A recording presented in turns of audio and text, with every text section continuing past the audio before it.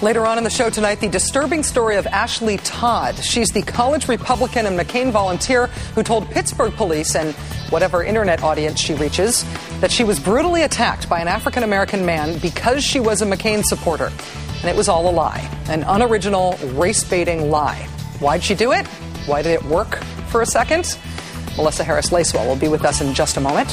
First, though, it's time for a few underreported holy mackerel stories in today's news.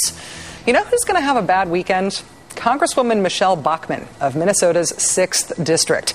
It's a really Republican district historically, and Bachmann used to be way ahead of her Democratic rival, Elwyn Tinklenberg. That's according to a poll conducted by Grove Insight back in September that gave her a 13-point lead in the race. And then a week ago, as you know, Bachmann channeled her inner Joe McCarthy on Hardball when she called for an investigation of all Congresspeople's possible un-Americanism. The outburst was Friday. On Sunday, she said it was all just a misreading of what she said in the live, unedited television interview. On Wednesday, she blamed Chris Matthews. Then the National Republican Congressional Committee pulled ads out of her district. Meanwhile, Elwyn Tinklenberg raised about $1 million off of the kerfuffle. So after all that, why is this going to be such a bad weekend for her? Well, a new poll of the 6th District has Bachmann down by 3 points. And late today, she made the only case she could to the voters in a new ad.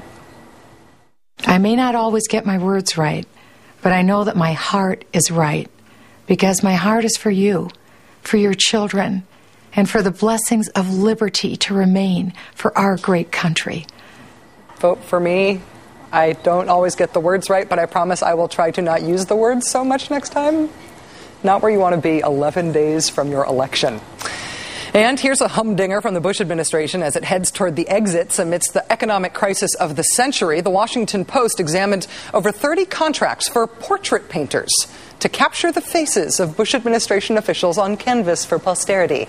Naturally, most of the contracts were no-bid contracts, because there's really no other kind with these guys.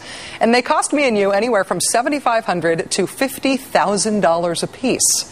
So who all did we pay to have painted? How about a second portrait of Donald Rumsfeld, who was defense secretary in the Ford administration, too? The cost of the redo, showing the secretary in late middle age, $46,790. Come on. Guy hasn't cost us enough already?